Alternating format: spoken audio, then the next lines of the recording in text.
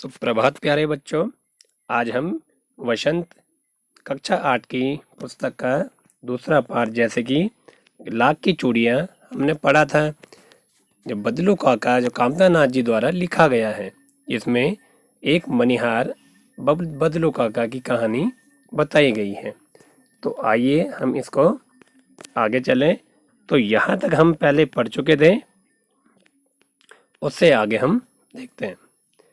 यदि संसार में बदलू को किसी बात से चिढ़ थी तो वह थी कांच की चूड़ियों से। यदि किसी भी स्त्री के हाथों में उसे कांच की चूड़ियां भी दिख जाती थी तो वह अंदर ही अंदर कुट उठता, अंदर ही अंदर दुखी हो जाता और कभी कभी तो दो चार बातें भी सुना देता। मुझसे तो वह घंटों बातें करता है। लेखक कहते हैं मुझसे बदलू काका घंटों बातें करता, कभी मेरी पढ़ाई के बारे में पूछता, कभी मेरे घर के बारे में और यूं ही शहर के जीवन के बारे में। मैं उससे कहता कि शहर में सभी कांच की चूड़ियां पहनते हैं, तो वह उत्तर देता, शहर की बात और है लला, वहां तो सभी कुछ होता है। वहां तो औरतें अपने मर्द का हाथ, मर्द अर्थात आदमी, और लला कहते हैं बच्चे के लिए, पकड़ कर सड़कों पर घूमती भी हैं। तो गांव में लड़कियां या औरतें सभी क्या होती हैं, शर्मीले होते हैं। तो इतना नहीं होता कि सभी लोग एक दूसरे का हाथ पकड़कर बाजार में घूम सकें। और बोला अंतर दिखा रहे हैं कि शहर में कैसा होता है और बाजार में कैसा पहनावा, कैसा चाल चलन, कैसा आहार व्यवहार, सभी में अंतर होता है। और फिर उनकी कलाइयाँ नाजुक होती हैं, नाजुक कोमल होती हैं ना। लाख की चूड़ियाँ पहने तो मोचना आ जाए, व्यंग्य भाषा का प्रयोग है। लाख की चूड़ियाँ पहनेंगे तो उनके हाथों में मोच आ जाएगी। कभी कभी बदलू मेरी अच्छी खासी खातिरी भी करता। जिन दिनों उसकी गाय के दूध होता वह सदा मेरे लिए मलाई बचाकर रखता, और आम की फसल में तो मैं रोज उसके यहाँ से दो चार आम खाता। परंतु इन सब बातों के अतिरिक्त जिस कारण वह मुझे अच्छा लगता था वह था कि लगभग रोज ही वह मेरे लिए एक दो गोलियां बना देता। लेखक के लिए क्या करता था, ला के गोलियां बना देता। मैं बहुधा हर गर्मी की छुट्टी में अपने मामा के यहाँ चला जाता और एक आध महीने वहाँ रहकर स्कूल खोलने के समय वापस आ जाता। परंतु दो तीन बार ही मैंने अपने मामा के यहाँ गया होऊंगा।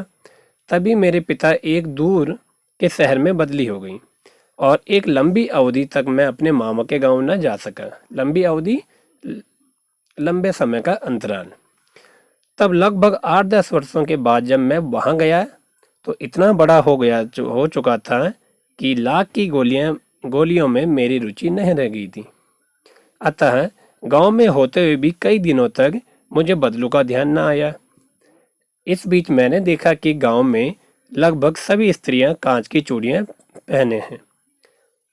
बिरले ही बहुत कम बिरले अर्थात बहुत कम, एक आध हाथों में ही मैंने लाख की चूड़ियां देखी।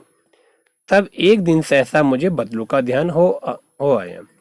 बात यह हुई कि बरसात में मेरे मामा की छोटी लड़की आंगन में फिसलकर गिर पड़ी और उसके हाथ की कांच की चूड़ी टूटकर उसकी कलाई में घुस गई और उससे खून बहने लगा। मेरी मामा उस समय घर पर न थे, मुझे ही उसकी मरहम पट्टी करनी पड़ी। तभी सहसा मुझे बदलू का ध्यान हो आया और मैंने सोचा कि उससे मिलाऊं। अतः शाम को मैं घूमते घूमते उसके घर चला गया। बदलू वहीं चबूतरे पर नीम के नीचे खाट पर लेटा था, खाट चारपाई पर लेटा था। अब लेखक ने कहा, नमस्ते बदलू काका। मैंने कहा, नमस्ते भैया। उसने मेरी नमस्ते का उत्तर दिया और उठकर खाट पर बैठ गया। परंतु उसने मुझे पहचाना नहीं और देर तक मेरी ओर निहारता रहा। निहारना अर्थात देखता रहा। फिर लेखक ने कहा, मैं हूं जनार्दन काका, आपके पास से गोलियां बनवा कर ले जाता था। मैंने अपना परिचय दिया।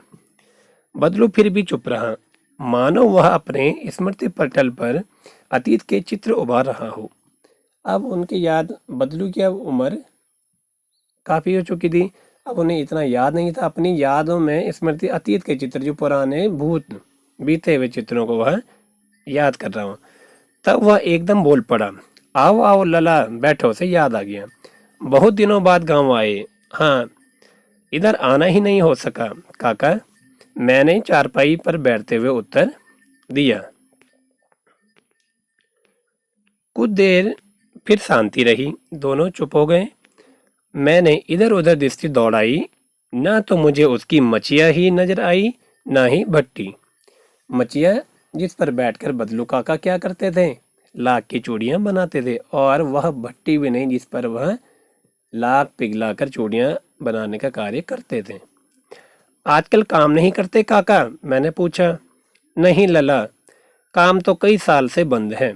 मेरी बनाई हुई चूड़ियां कोई पूछे तब तो। गांव गांव में कांच का प्रचार हो गया है। वह कुछ देर चुप रहा, फिर बोला, मशीन युग है ना यह लला। क्या बोला? पहले चुप रहा, फिर कुछ देर सोच के बोला, मशीन युग है ना यह लला। आजकल सब काम मशीन से होता है। खेत भी मशीन से जोते जाते हैं, और फिर जो सुंदरता कांच की चूड़ी में होती है, लाख में कहाँ संभव है? यह पूछा। तो लेखक की बात में पीड़ा भी यहाँ पर दर्द बदलू काका की बातों में छिपा है। तो उसने कहा, बोला गांव गांव में जो बदलू काका कांच की चूड़ियों से बहुत चिढ़ थी, बोला इन्हें, और वह गांव गांव में अब क्या है, कांच की चूड़ियों का प्रचार हो गया है। और कांच की चूड़ियों दिखने में कैसी होती हैं? उनमें सजावट कुछ ज़्यादा होती है, और दिखने की सुंदरता उनमें बहुत होती है, पर उसके अंदर क्वालिटी उसकी ये अब जल्दी से टूट जाती हैं। परंतु लाख की चूड़ियाँ भले ही दिखने में इतनी सजावटी नहीं होती, पर काफ़ी लंबे समय तक चलती हैं। और फिर बोला, यह मशीनी युग है। मशीनी युग आने से सभी लोगों को क्या कर दिया? बेरोजगार कर दिया। जहाँ पर 100 लोग काम करते थे, वहाँ एक ही मशीन काम कर जाती है, और एक मशीन को चलाने वाला एक आदमी होता है। तो जो हमारे 99 लोग हैं वो क्या हो जाते हैं?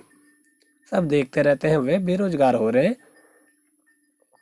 तो आगे, लेकिन कांच बड़ा खतरनाक होता है। अब बदलू काका कह रहे हैं, कांच बड़ा खतरनाक होता है, बड़ी जल्दी टूट जाता है। मैंने कहा, नाजुक तो फिर होता ही है लला। कहते कहते उसे खांसी आ गई, और वह देर तक खांसता रहा। अब बोला, नाजुक होता है कांच, और यह जल्दी टूट भी जाता है। मुझे लगा उसे दमा है, और अवस्था के साथ साथ उसका शरीर ढल चुका था। उसके हाथों और माथे पर नसें उभर आई थी। अब जब वह पहले काम करता रहता था तो हृष्ट पुष्ट था।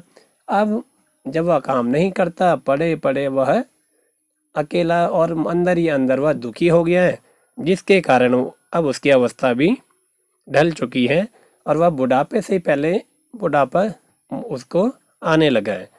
उसका शरीर भी ढल चुका है, और हाथों और माथे की उसकी नसें उभर आई है। जाने कैसे उसने मेरी शंका भांप ली और बोला, ठीक है, शंका जो मन में मेरी इच्छा थी कुछ पूछने की, जानने की इच्छा। दमा नहीं है मुझे, फसली खांसी है। अब लेखक को लगा कि बदलू काका को दमा हो चुका है, तो बदलू काका ने लेखक की बात भांप ली, और उन्होंने कहा, मुझे दमा नहीं है, यह बीमारी नहीं है, यह फसली खांसी है, जो फसली जो अभी मौसम के हिसाब से चलती रहती है। यही महीने 2 महीने से आ रही है, 10-15 दिन में ठीक हो जाएगी। मैं चुप रहा, मुझे लगा उसके अंदर कोई बहुत बड़ी व्यथा छिपी है। मैं देर तक सोचता रहा कि इस मशीन के युग ने कितने हाथ काट दिए हैं। कुछ देर फिर शांति रही, जो मुझे अच्छी नहीं लगी। मैं बोला, चुप रहा, मुझे लगा बदलू काका के अंदर बहुत बड़ी व्यथा, दुख कुछ छिपा हुआ है।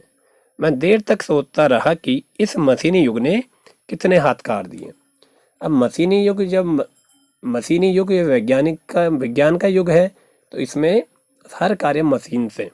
तो मशीन के आने से ना जाने कितने कारीगरों के, ठीक है, ना जाने कितने मजदूर बेरोजगार हो गए, उन्हें काम नहीं मिल रहा है, और सभी अब उदाहरण के लिए जैसे एक पहले कहीं खुदाई करने के लिए उसमें 10 मजदूर लगते थे और उन्हें 1 महीने का रोजगार मिल जाता था। अब वही कार्य करने के लिए एक जेसीबी आता है और वह कितने में 1 घंटे में वह कार्य या 2 घंटे में वह कार्य करके चला जाता है। तो इतने सारे मजदूरों के वह मजदूर हाथ होते हुए भी क्या है, उनके हाथ कट चुके हैं। अब वो अपने जो उनके अंदर उनका पैतृक जो भी पेशा है वह उसको नहीं कर पाते और वह निराश हो जाते हैं।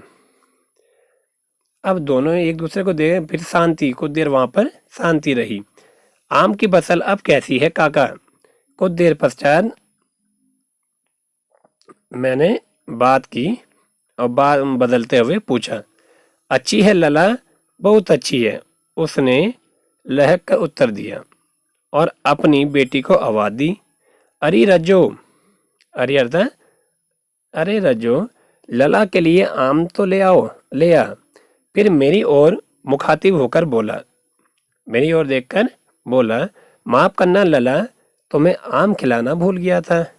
नहीं नहीं काका, आम तो इस साल बहुत खाए हैं। वाह वाह, बिना आम खिलाए कैसे जाने दूं तुमको?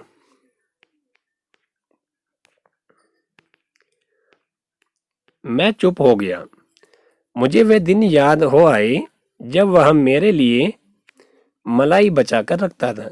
बचपन में जब लेखक वहां जाते थे तो बदलू काका उसके लिए मलाई बचा कर रखते थे।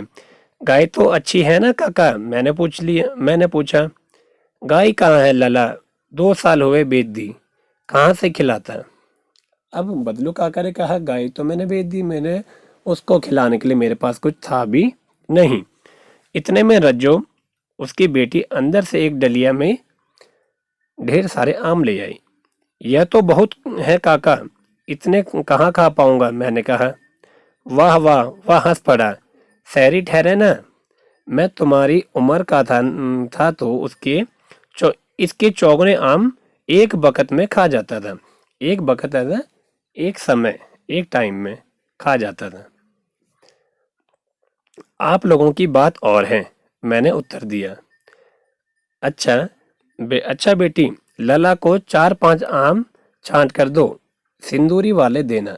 सिंदूरी आम जो लाल लाल से हुए रहते हैं ना, तो उन्हें सिंदूरी आम देना। देखो लला कैसे हैं, इसी साल यह पेड़ तैयार किया। एक किस्म सिंदूरी आम की, एक किस्म बोला अभी इसको तैयार किया है।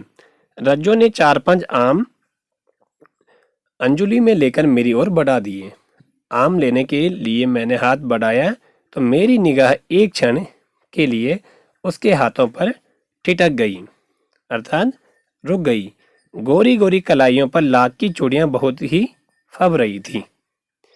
अब रज्जो के हाथ पर क्या थी?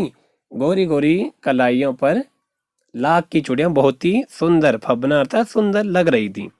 बदलू ने मेरी दृष्टि देख ली और बोल पड़ा, यही आखिरी जोड़ा बनाया था। बदलू काका ने क्या कहा? यही आखिरी जोड़ा बनाया था जमींदार साहब की बेटी के विवाह पर। 10 आने पैसे मुझको दे रहे थे, मैंने जोड़ा नहीं दिया, कहा शहर से ले आओ। मैंने आम लिए और खाकर थोड़ी देर पश्चात चला आया। मुझे प्रसन्नता हुई कि बदलू ने हार कर भी हार नहीं मानी थी। उसका व्यक्तित्व कांच की चूड़ियों जैसा न था कि आसानी से टूट जाए। तो यदि कामतानाथ जी द्वारा लिखा गया। तो मैंने आम खाकर बोला, इसको देखा, अब मुझे प्रसन्नता हुई कि बदलू ने हार कर भी हार नहीं मानी थी। बदलू काका के मनिहार था और लाख की चूड़ियां बनाते थे। पूरे गांव में लाख की चूड़ियों का प्रचलन हो गया। फिर भी बदलू काका ने अपना पेशा नहीं छोड़ा और उसने अपना स्वाभिमान नहीं त्यागा और अपनी लड़की के लिए जो उसने पहले जमींदार की साहब की बेटी के लिए वो जो जोड़ा बनाया था, कम दाम मिलने पर उसने वह नहीं दिया और वह उसने अपनी लड़की को ही पहना दिए। फिर भी सब जगह से हार कर पूरे गांव का व्यवहार बदलने पर भी बदलू ने अपना रोजगार या अपना पैतृक पेशा नहीं छोड़ा। तो यह कहानी या यह पाठ हमें यही शिक्षा देता है कि हमें कभी भी अपने जीवन में अपना जो परंपरा है उसे नहीं छोड़ना चाहिए। अपनी संस्कृति, सभ्यता, अपना आचार विचार हमें नहीं छोड़ना चाहिए।